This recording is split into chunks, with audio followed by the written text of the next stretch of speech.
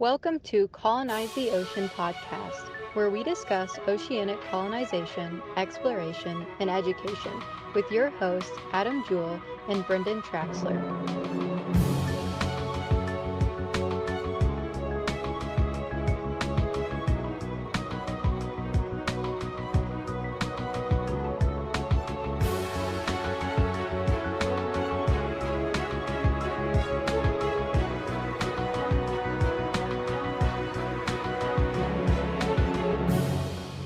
All right, guys, we have got Ben Silone. Did I get it right? Yep. All right, good. We got from Arktide here. And we are going to talk about what his company is doing. It's a company I've been following for, quite a while now. And it's exciting stuff in the seasteading realm, but also we'll talk about how that, relates to what we're doing and stuff like that too. So, Ben, how are you doing? Doing good. I'm here in a studio in Tampa, Florida right now. And excited to chat. We have something in the water and lots of big stuff happening. So it's exciting. Yeah. I say anybody that's been following your social media stuff, hopefully people are. It's going from cool 3D renders to actually something that actually looks like the 3D renders too, which is sometimes an anomaly. Yeah. And this is your as far as following us or communicating. I don't know. I think we talked pretty early on, but it's 2 years now, right after years that we've been bouncing around the world and different locations and different ideas and things like that to get where we are now. But very cool. So I guess we'll step back here and we'll talk a little bit about you. We'll lay the foundation here. So who are you? Where did you come from? And why are you doing all this? Let's see. I'm originally from Ohio, which is way too cold, and gradually made my way down to Maryland and then Virginia, and now in Tampa, Florida. And most of my background has been in project management. I've done a lot of overseas work, lived around the Middle East. Spent about 2 years probably working with mix of nonprofits and DoD and that sort of thing.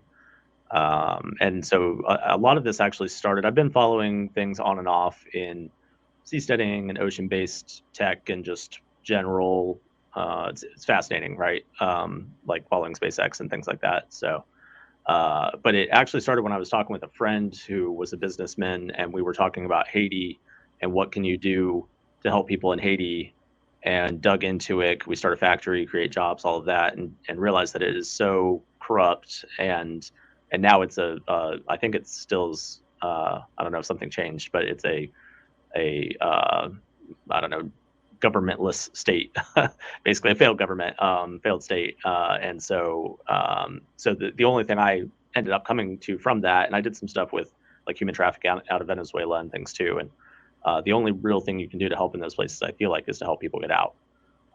There's really nothing you can do inside. And so that got the ball rolling on looking really seriously into it. I flew down to Panama and met up with the Ocean Builders guys, who were great, and spent a week there, traveling around a bit. And so joined a bunch of the groups and was just trying to figure out how can I start something. And then that's when my co-founder, Mike Doty, contacted me through Discord, I think it was originally, and we just started talking and said, hey, we should just start a thing. He was in Florida. I wanted to move to Florida anyway. And I think that's, I guess the other early piece of that was we hopped on the Carbon Removal X prize after Elon Musk funded that $100 million prize to remove gigatons of CO2. And so that was something that we very quickly were like, well, we want to do all this ocean-based stuff anyway. We want to increase life in the oceans through aquaculture and all this stuff. So let's just roll with, like, tie all that in together. That's a piece of the puzzle. If somebody leaves Haiti, comes to a floating island outside of the land, and start aquaculture, not only are you providing food, you're providing jobs, but you're also helping the environment through plankton and algae and things. So, I think that's maybe a long version for the intro. No. We're winding road.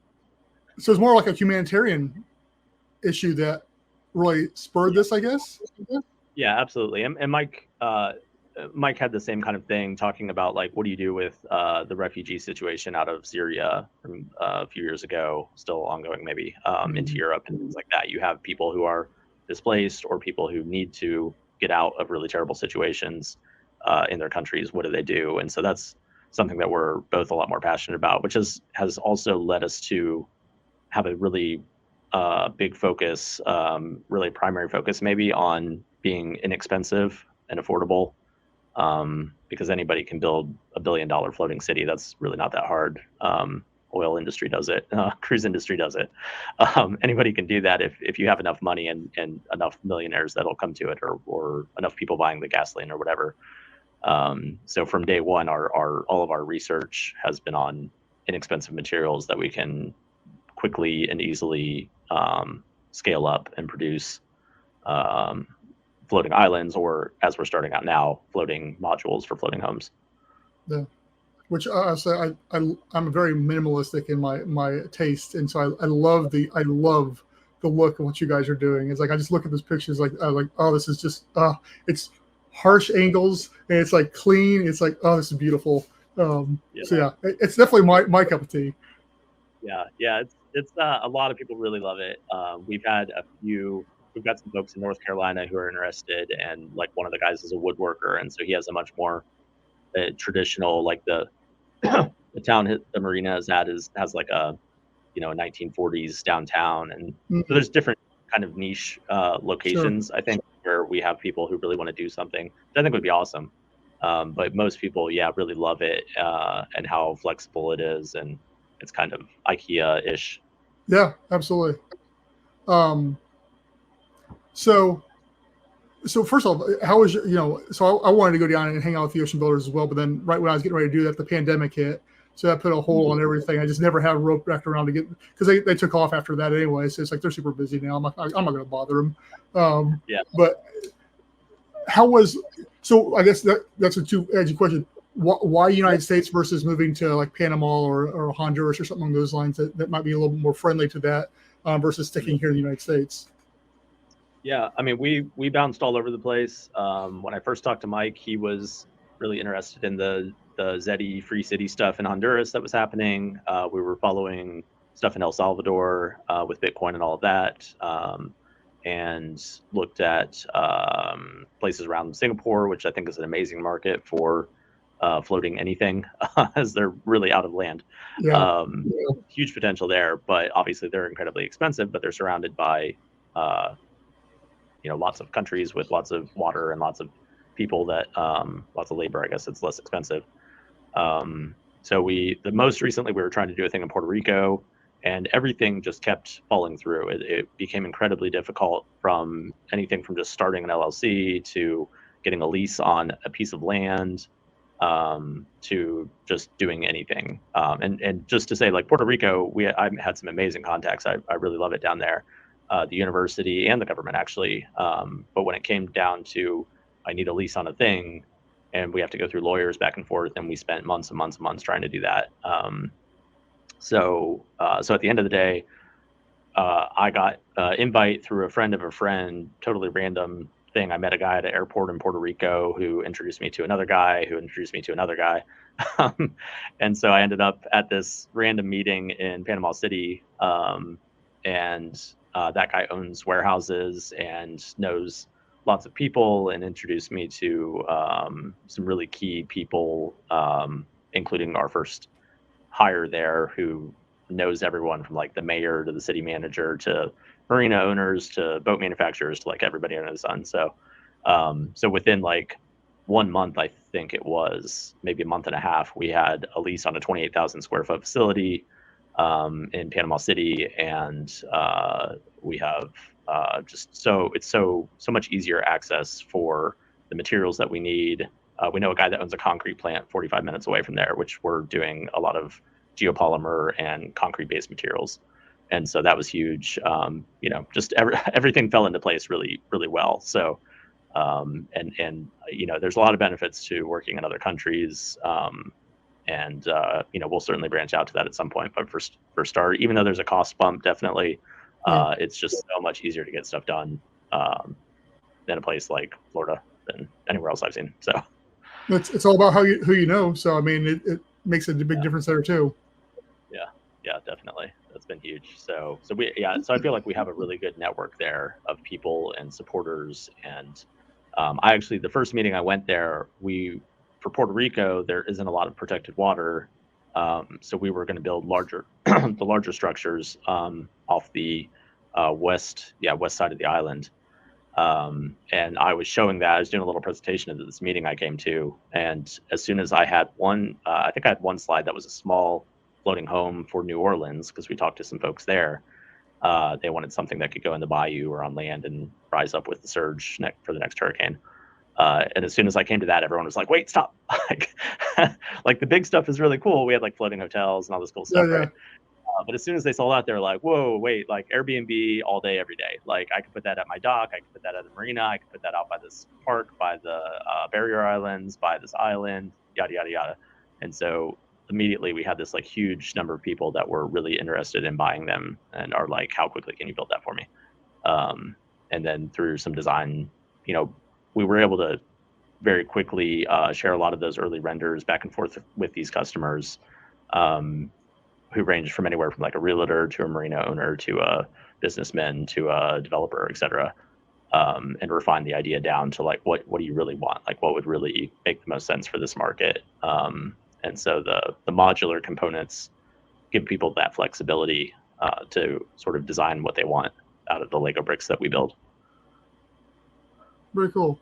So you've already got a healthy potential client list growing as it is then. Yeah. We've got about we've been taking reservations without deposits. We're not asking for anything until we get a little bit more in the water and more verified. We want to be 100% on the price, especially. But right now we're at about 6 or 7 million in reservations and sales. Wow. So people are, and we have this sort of like pocket group of people that are like, as soon as I stand on one, I'll buy it. Like I just want to be able to stand on it first. Everybody wants to feel it. What's it feel like when there's a wave? How do I feel safe on this thing? Like, does it feel like a boat? Those sorts of questions. So, so I think we'll have a pretty good flood of people. That whole, really everywhere from, really from Tampa, maybe even the whole East Coast, I guess, all the way over through Alabama and all the way around to Texas. Like, there's so much protected water, which is a whole lot easier to deal with, bays and things like that. The difference for like a Cat 5 hurricane in a bay is you get about 5 or 6 foot max wave height. You go out of the bay and you get about 40 foot. If you go out, if we go out, I don't know, 10 miles, 20 miles out into the Gulf, the wave height difference is enormous. Sure. So, yeah. So talking about design there, because you're talking about the people talking about how much it sways, is like that. Ocean Builders has a huge spar that goes underneath the water to help to level that off. How do you guys design around that? You guys go with a similar design element, or how you combating that? Yeah. So we spent a lot of time on spar-based designs. We've had, I don't know, I think every design there is, we've run through some kind of simulation or another. And there's all kinds of cool, crazy stuff out there. But the spar design, what we ended up with is, especially for shallow waters, so much material goes into just the spar that it costs more material-wise, material costs in all of that structure than the actual living space. And so that's when we started looking at how do we maximize our cost per square foot of living space, for example.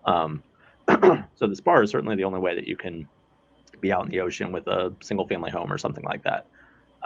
If you're out in the ocean, you're either going really deep or you're going really wide. Those are the two options. You have to go below where the wave effect is, or where it's reduced enough, and put your center of gravity way down there, or you have to be so far apart that you're basically peak to peak, where the troughs are between, which is about 100 meters if we're down by the equator. So 100 meter diameter floating island would handle any kind of wave, because they don't get hurricanes on the equator. And Right. so that's that situation. And so that's where we were like, well, again, we're putting, especially for ocean, you're looking at maybe 6 meter waves out on the equator max ever. And so you can certainly design something that's 6 meters up off the water, but that spar is going to be about, I don't know, 20, 30 meters deep probably. And so you're putting, I don't know, 75% of your materials in a spar.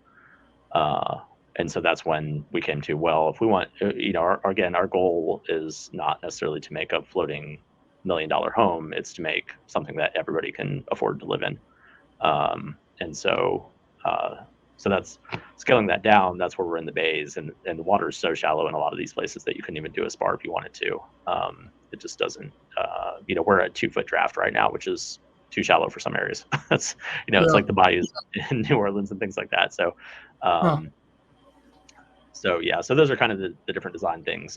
It definitely makes sense in some situations, but for the most part, as again, we've run through dozens and dozens of simulations on these things, is if you add a lot of weight and you spread it out as wide as you can in each dimension, then you increase stability significantly. And so that's kind of what it comes down to. Obviously, there's hydrodynamics and aerodynamics and things like that to factor in. So, and we will probably have some modules that attach. Obviously, square isn't very ideal for those hydrodynamics and aerodynamics. That's the big downside to our design.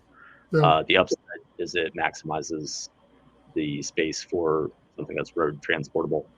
But if we have some like deck modules that help curve out that bottom a bit, it'll help with the hydrodynamics too. But right now we just have a 12 foot by 12 foot single module, deck module, floating in the water.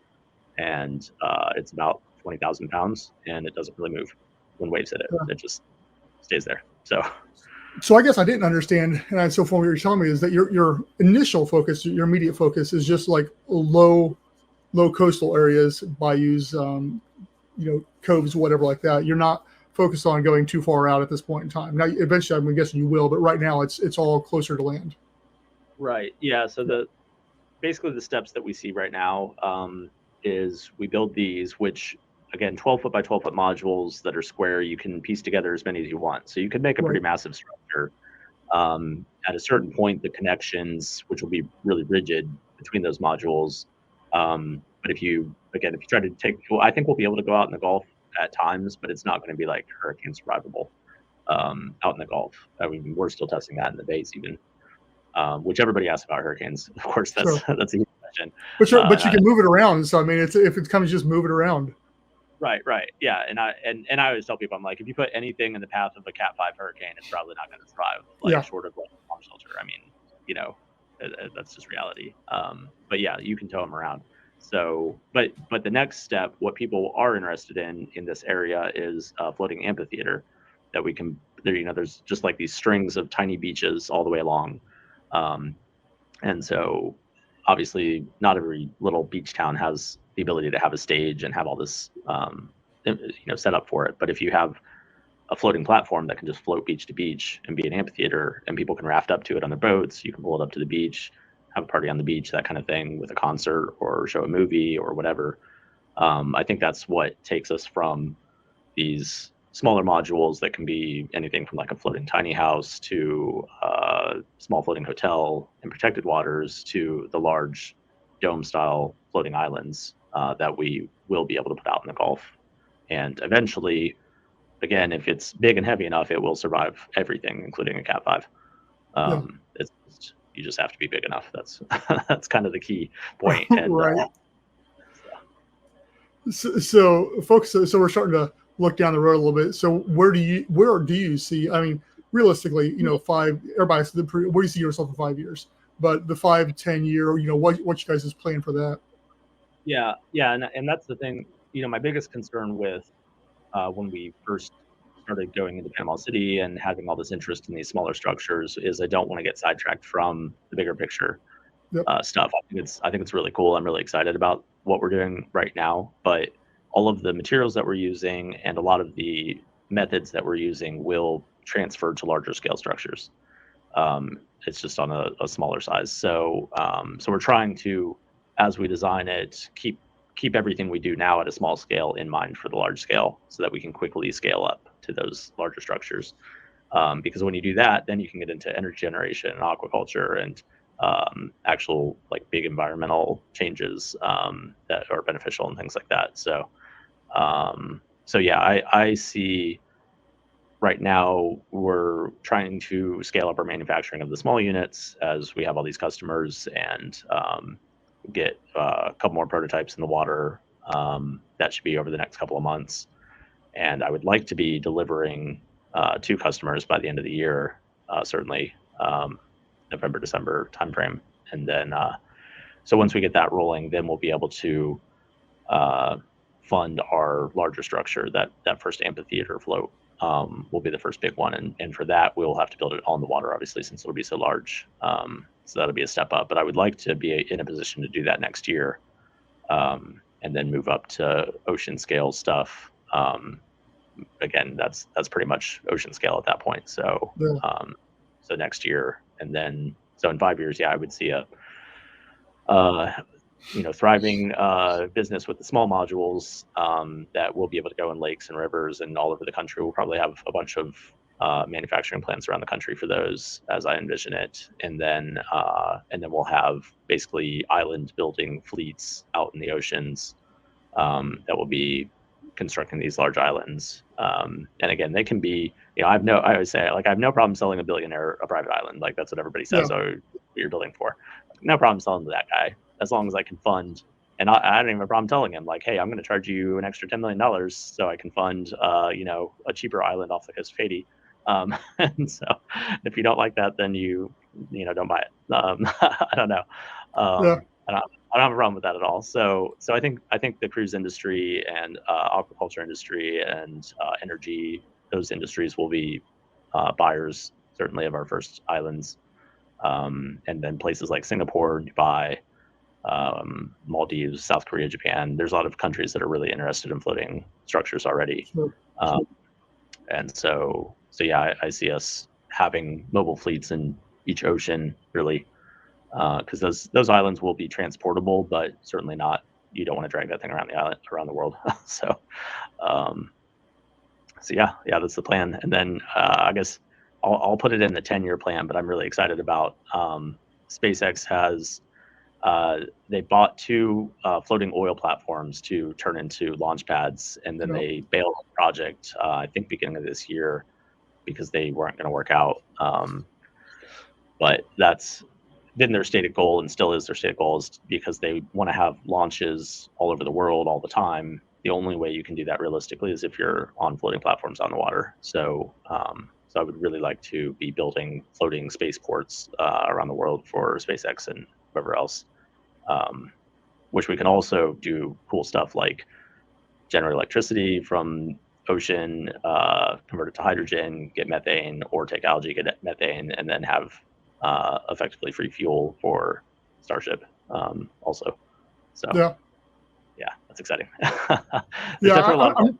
I'm really surprised that he bailed on that, because with all the political issues he's had trying to get stuff launched, I figured he's just going to ditch trying to do landing, go out the international ocean, and just keep on doing it. But I think that they were a little small for his needs too. But and I think usually when an oil company is done with these platforms, or mining company is done with these platforms, it's because the maintenance is so incredibly expensive that it's not worth keeping. And so I don't know. That's why, because people have talked about that. Oh, let's refurbish an oil platform and turn it into a floating city or something. And it's like, there's a lot of steel. There's a lot of stuff that, salt water is like straight acid to a lot of stuff. It's incredible how destructive it is to most things. So 100%. So, quick question, falling back here. So your 12 by 12 is going to be like the 1 mile, but you're planning on a bigger one. So like for the amphitheater, it's not going to be like a bunch of 12 by 12s tied together. It's going to be a different design element.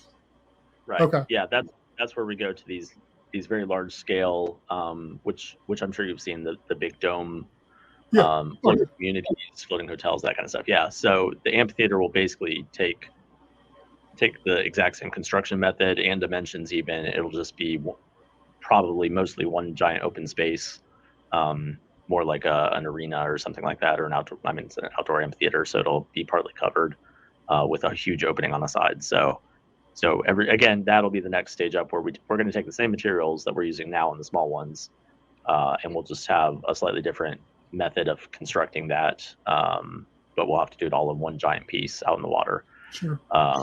and then from that, stepping up from that to actual like floating communities, floating cities, floating aquaculture, whatever it is, that'll be a short jump, I guess, from the amphitheater to that. So again, it's handy because the amphitheater can be in protected waters still. So if we learn something about how to increase the stability or something like that, then we'll be able to learn that in that environment, and then take what we learn from that out to the ocean for the following one. So very cool. That's exciting. Yeah, I'm excited about that. So what is probably you went into this with an idea. You said you tried, looked at different spars, stuff like that. What's been probably the hardest designing element of doing this for you? I think, or maybe the one that you didn't think was going to be as hard that ended up being harder than you thought it was going to be. Yeah, I mean, we spent a long time on materials. That was certainly a key. The main thing we got was like even moving to Tampa, talking to shipyards, or trying to talk to shipyards, and shipyards don't really want to talk to anyone with less than $100 million or something. If you need to pull that thing in and refurbish it, it's like $100,000 a day or something. If you need to do anything with steel, you got to paint a little square on the underside of it or something. It's probably $100,000.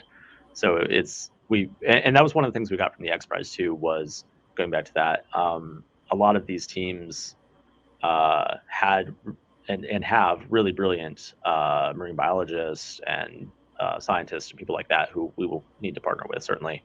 But nobody really has a good scalable way to do anything in the ocean, because everything from ships to buoys to whatever is incredibly expensive.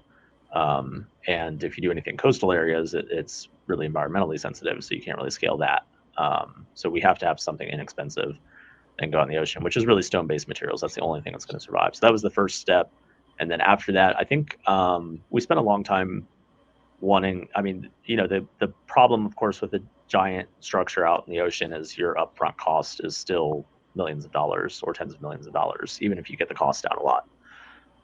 And so that was the hurdle of going from, okay, we want to make something that anybody can buy, a single family home, for example, that can go out in the middle of the ocean. But again, with the materials and things like that, if it's like $500,000 to $1 million in that range, how many people are actually going to be able to afford that? Nobody wants to be the first person.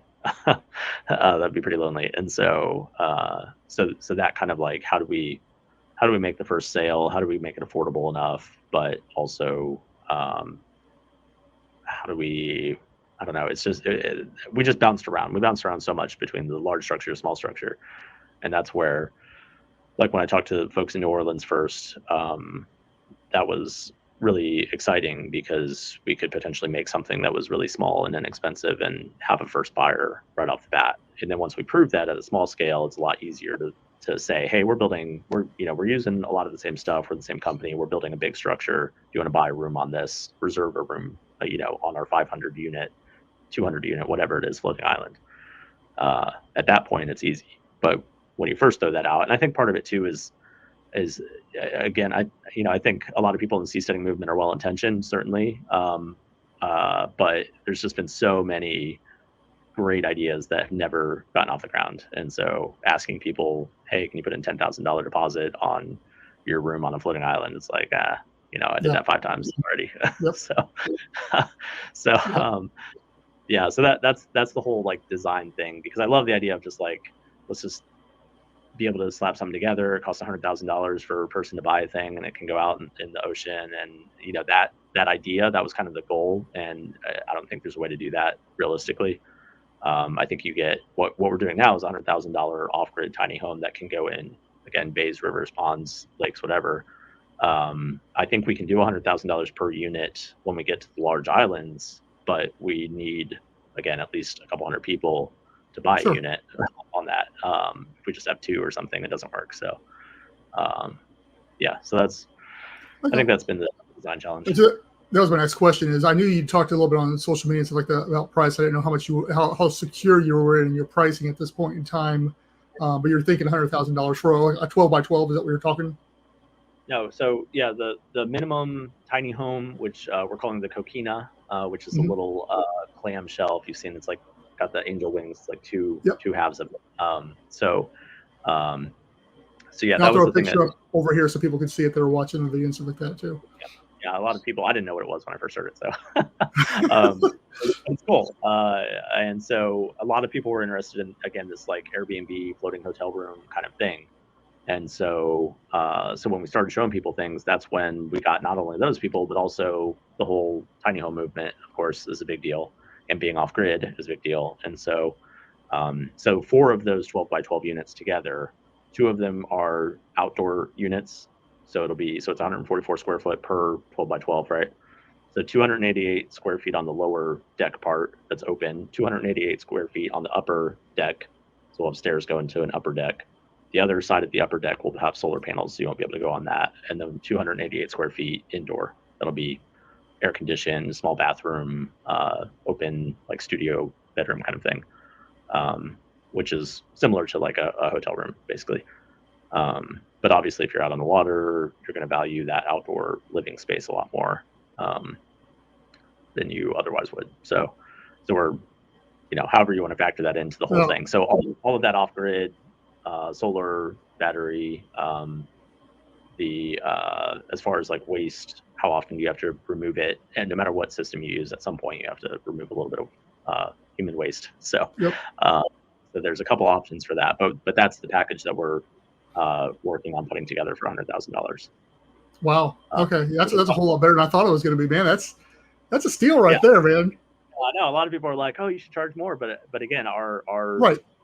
Kind of driving focus is that we do. If you drop $1 million, you can go buy something awesome. You drop $5 million, you can buy something awesome on the water. I don't need to reinvent the wheel on that. It's something that anybody can afford, and we've had a lot of people, economic development directors and city managers and that kind, even with military housing, that have as soon as we say that, they're like, "Oh, workforce housing, base housing, like everyone needs affordable housing." That's a huge deal, and it's not just like, I mean, they're like these beach towns around Panama City and really everywhere in Florida, because real estate prices have skyrocketed, right? Yeah. So you have your resort or whatever. The people who work at the resort or teach in the schools or are on the fire department or whatever, like they can't live in the beach town that they grew up in anymore, because it's all driven by tourists, and all the real estate prices have skyrocketed. So they all have to live 45 minutes away to be able to afford a place, which is, that's how an economy works. But I think people are really excited about the potential to live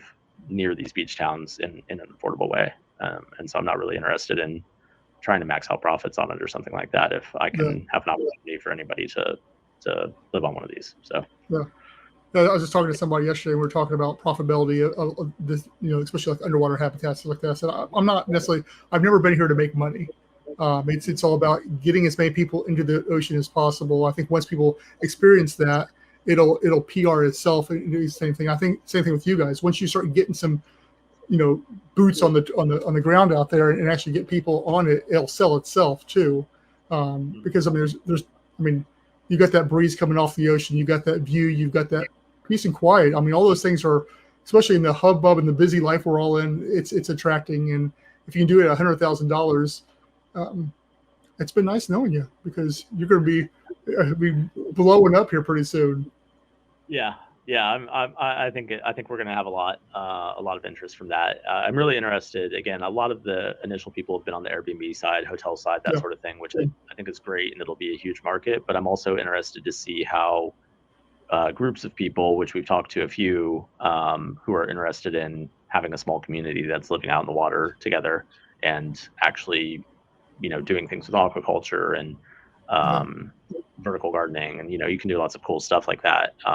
And what's interesting too is if you do something like that on a lake, for example, which you could buy whatever, large pond or a small lake, you can get that anywhere for very cheap. And obviously there's just lots of water everywhere else, but there's a lot of opportunity. It's a lot, it's a lot easier to start on a blank slate like water, I feel like, than it is to buy a piece of land somewhere and try to make that gardenable and build your houses and dig out foundations and all this stuff. Like it's, I know it seems it's unconventional, and a lot of people don't really understand it. But it's really a lot. It's really working with a blank slate when you're on the water, and you can put what you want there without. One of the other interesting things is, I like to compare it to, if you bought that piece of land, you're going to go in, you're going to cut down some trees, you're going to dig up the soil, you're going to put in your foundation, you basically tear up everything, you drive away all the wildlife, everything like that. Typically, when you go into the water, you could go into water that has life in it or doesn't have life in it. It could be the dead zones out of the Mississippi where we pump all our agricultural waste, or out in the middle of the oceans that are just giant deserts. There's very little life out in the middle of the ocean. A lot of people don't realize that the biggest deserts on Earth are the middle of the oceans. But once you put anything, you put a log in the water, and fish and every other form of life in the water is attracted to it. They want to have some kind of habitat. They want to have nutrients. They want to have someplace like that. And so anywhere that you put something in the water, like this, obviously, I'm not talking about dumping plastic or something like that, but a stone-based material, basically, where you can have habitats on the underside, life will come there immediately and thrive.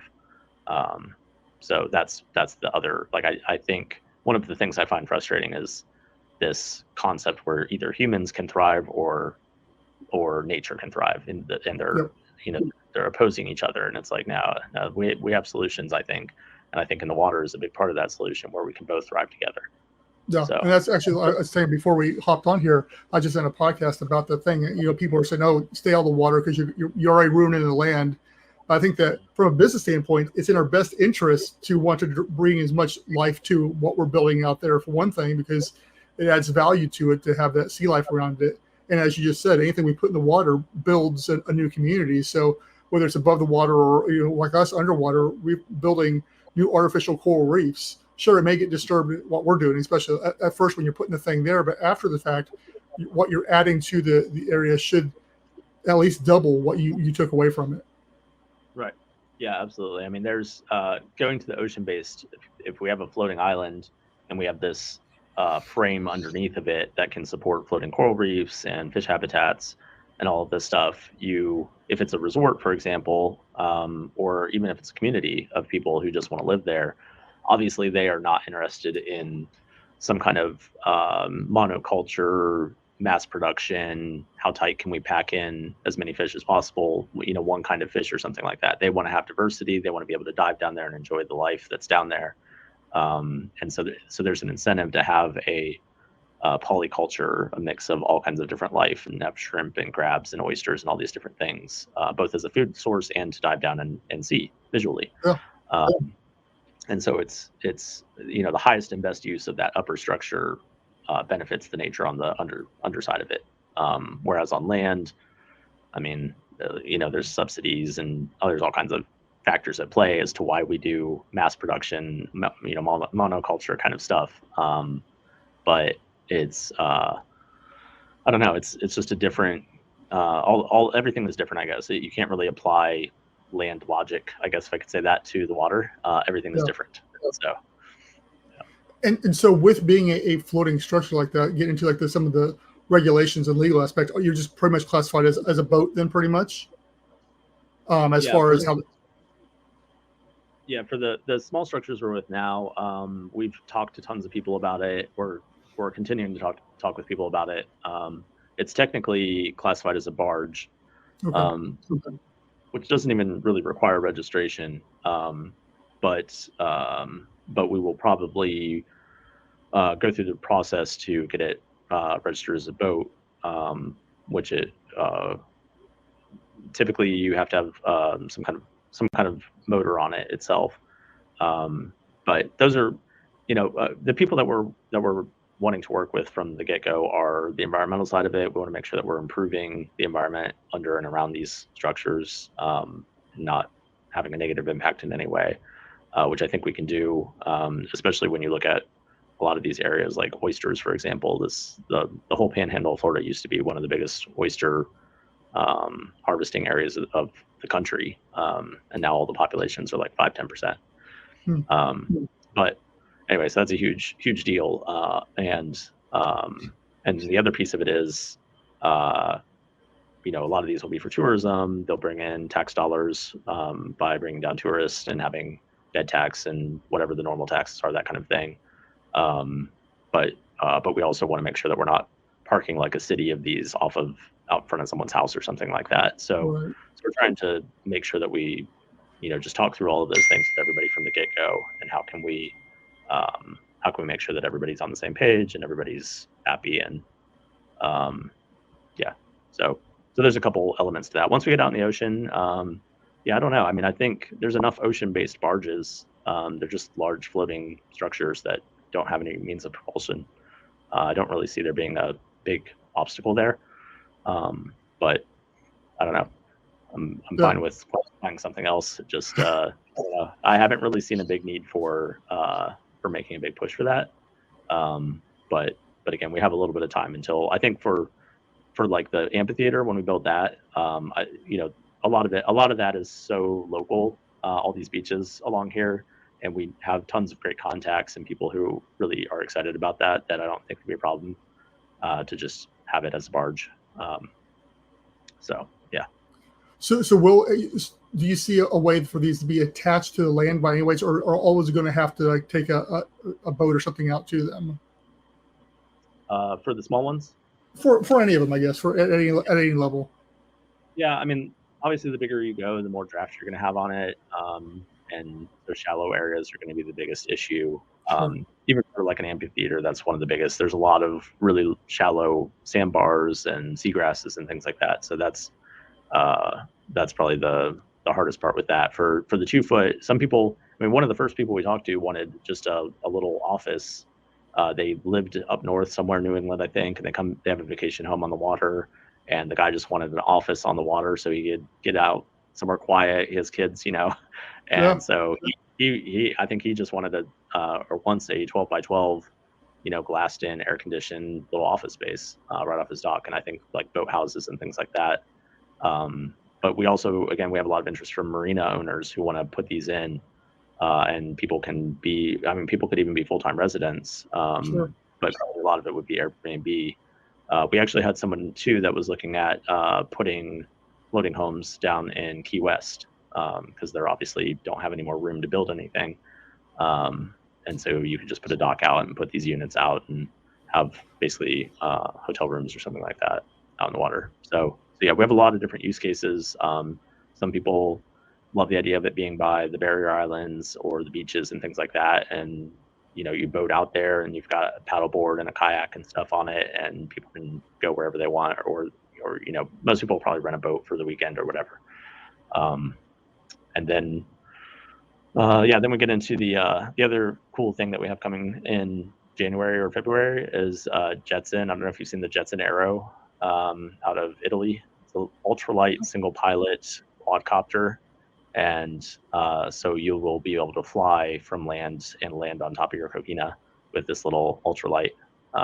It doesn't, I don't know what the rules are exactly. If it's a single pilot ultralight, you don't need a pilot's license for it even. So that'll be cool. Just cool. That'll just be cool. Yeah. I don't know. Anyway. Yeah, absolutely. So here's, as you're talking about, so I'm thinking, so with the, this is kind of backtracking, kind of off the path there, but with the technology you guys are using to build these and stuff like that, could you have done this 20 years ago? It's possible. It was definitely a lot of these materials and things were definitely in their infancy. Yeah. The getting into really high strength concretes and geopolymers has been there's been a lot of research in the past, I would say 10 years, especially. A lot of it, unfortunately, is in Europe. I mean, it's not unfortunate for Europe. It's unfortunate for America. Yeah. We're pretty far behind on building materials technology, unfortunately. But yeah, so lots of research. What's that? Yeah, the roads. Just look at the roads. Yeah, I think there's way better solutions to all of that. I actually grew up in construction. I forgot to mention that part. My dad was a contractor, so building homes, and everything about like stick built fiberglass insulation, like all of that just drives me crazy. We have really bad building methods that are designed to build a house as quickly as possible, and doesn't matter if it falls apart in 50 years. So I'm not a fan of that. I will say too that the materials that we're using, if you get into ultra high performance concretes and again geopolymers, those have life expectancies of 200 to 300 years in salt water. Wow. And so that's another piece of it, is we don't want to have a disposable home or a disposable piece of tech. And again, we don't want people to have to pull it out of the water and have to paint it or something like that. The white that you see on there is with white Portland or white pigments or whatever built into it. So it's not, you don't have to go back and paint it unless you want a different color, of course. But we want to, people say like, well, what about stuff growing on it? We're like, great, like we want life on it. It's not going to be destructive to it. It's actually going to add, because we want heavy, we're not trying to be streamlined and go through the water. That added weight just increases the stability. So we love it when life attaches and grows and creates these habitats and all this stuff on the underside. That's kind of our goal. So very different. Even that was one. Going back to the design challenge, that was a huge challenge. Actually, I should have brought up early on, is talking with anyone in like naval architect kind of space where it's all steel or fiberglass, and the design, I don't know, the foundational kind of assumptions of what you want to do in the water is completely different for us. I guess it's more on the oil terminal side of things, but not many people do that.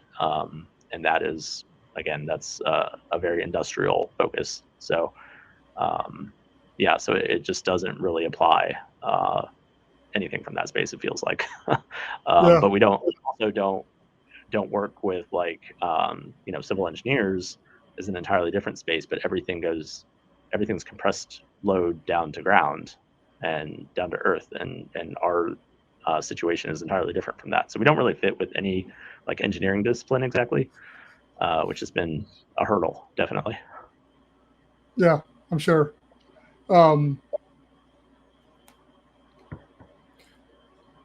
So I guess here I'll skip. I got a bunch of notes I sent over you as well, but one of the ones. So what's the obviously you talked humanitarian purposes and stuff like that. Is that what, when people look back, 50 years from now, is that what people want you remembered as? Ben alone, but as far as the company too, how do you want people to view? I guess even currently now, how do you want people to view you and Arktide? I mean, ultimately, the driving goal is to make the world a better place. I think that this is sort of a philosophy, I guess, for a lot of, well, really everything in the country, in the company, looking at just this idea that a lot of people have, or at least if you go on social media, it seems like everybody has this view that the world is getting worse and worse and everything's falling apart and all of that. But any metric you look at really over the past 100 years, especially at a global scale, if you look at poverty or education or infant mortality or starvation, or again, any serious level like that is just drastically better. I mean, it's 100 times better in a lot of cases. And so a lot of people don't realize that, don't really look at that, because in the current moment of things, especially when you're watching the media and it's bad, all that's the 100% the focus. It's hard to think about, oh, actually things are pretty awesome. I mean, air conditioning is pretty great. We didn't have that. I was looking up stats on that kind of stuff. Like, people, we can't even fathom. I mean, I don't even, I think, you've seen Gladiator, right? Probably. Yeah. The movie. Yeah. So like when the emperor's children are in the wagon in the beginning, son and daughter, and it's like freezing cold out, and they just have some blankets, and the wagon's doing all this and stuff. Like that's inhumane today. Like you would call that like abusive or something. And those were the most powerful people on earth.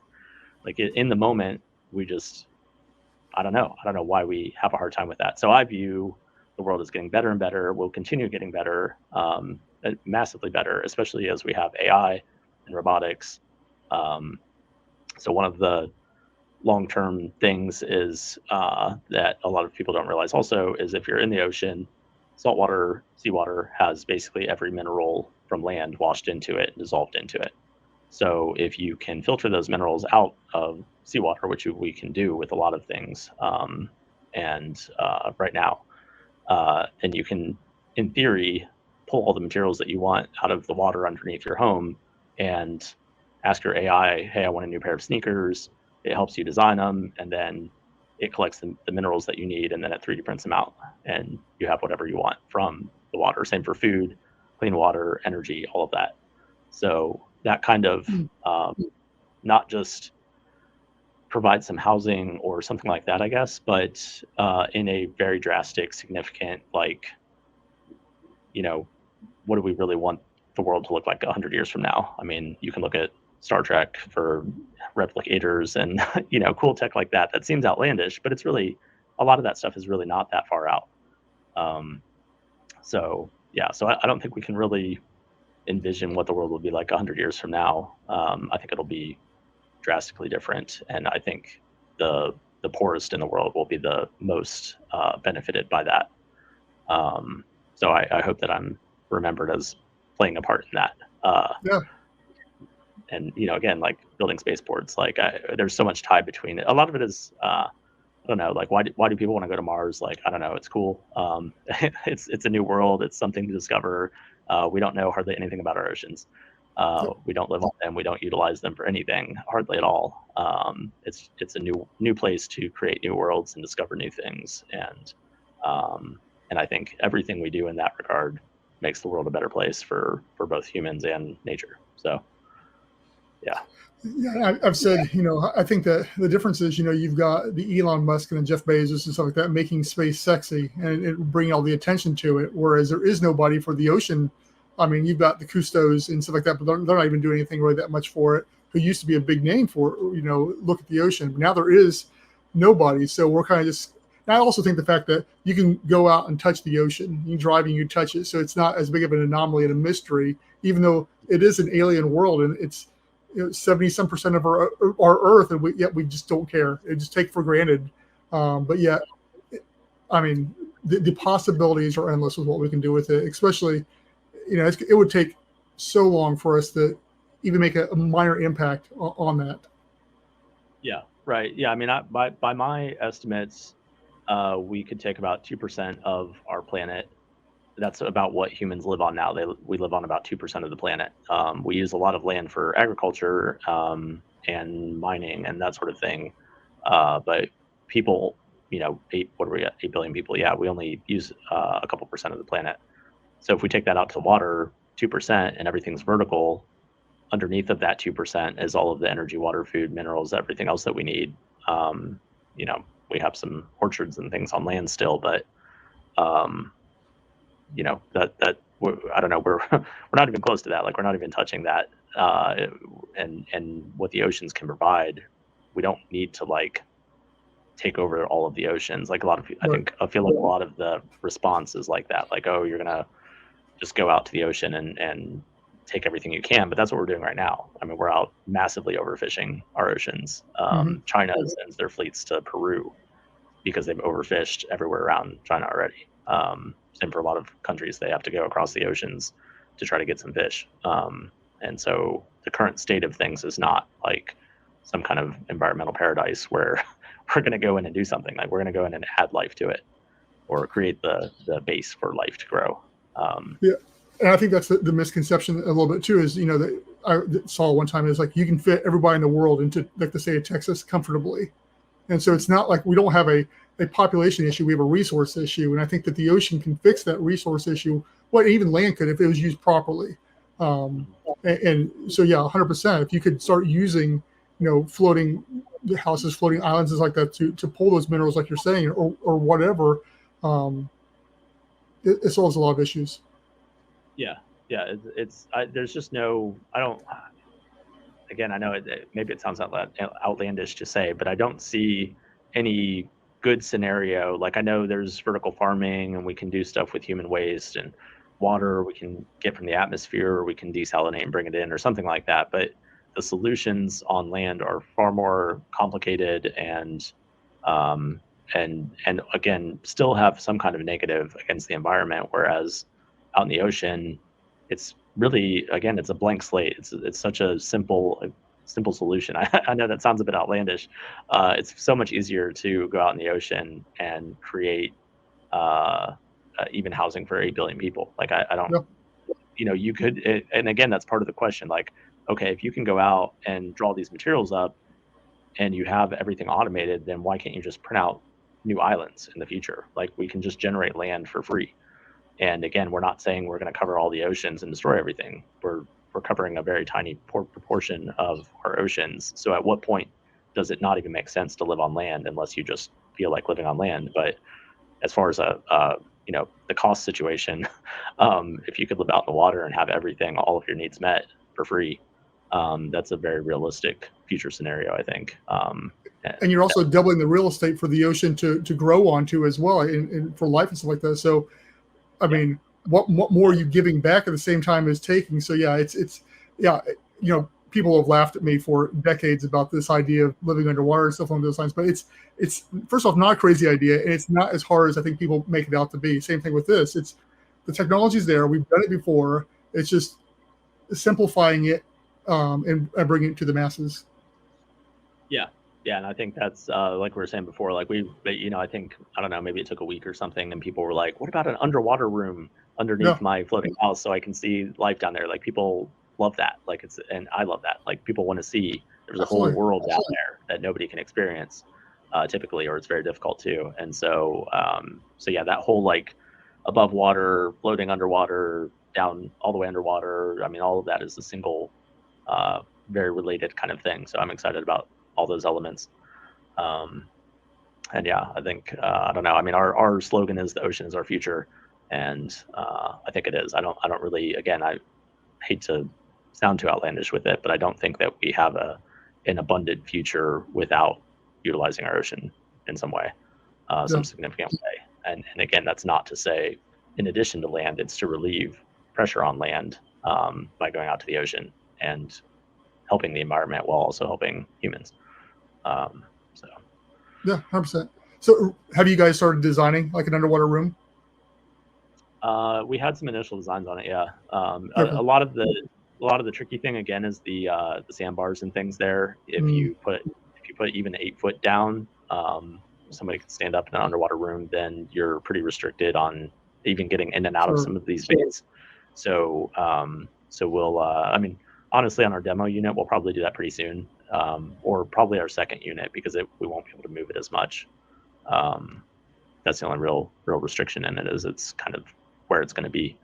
But yeah, I mean, I already have ideas on how to do that. So I think it'd be awesome. So very cool. Yeah, I'll be curious to see those too, because that'll be cool. I was talking to some guys over in, I think it was Sweden, contacted me, and they were building a floating gazebo, and then it turned into like an underwater room on a floating gazebo and type of thing. They were wanting to get my ideas and stuff like that. So we talked for quite a while. It sounded like very similar to what, it was just like a square room underneath. There was windows around it type of thing, like everybody does. But I think you can do some unique things, especially when you've got that floating surface above it.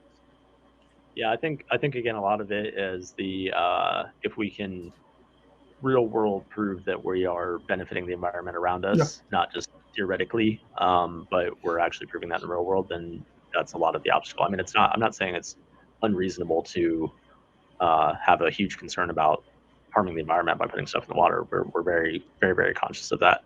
But I think that a lot of times it goes from being very concerned to just saying, well, you shouldn't do anything ever. Like, let's just ban any, like an underwater structure forever or something. It's like, wait a minute. Like, I think we can go in and have a positive net impact on the environment. So, but yeah, I'm excited. 100%. Yeah, very cool. Was there anything else? So, obviously I have notes and stuff like I want to talk about. I'm curious about. Was there anything that you think that people don't ask you, or you think is exciting and stuff like that that you want people to know about, or whatever? I think I mean, the big stuff right now is just because I don't think I said some of the details, but as far as what we're doing in Panama City, we just hired a couple people in the past couple of weeks, growing our team there, and we'll be setting up the building that we got the lease on has been getting some repairs, and so yeah, we're basically working on ramping that up to be able to deliver ultimately about 50 of those tiny homes a month. So that's another thing of it. Like there's even tiny home, container homes. There's all these different companies doing that kind of thing. A lot of them are very custom and very one-off.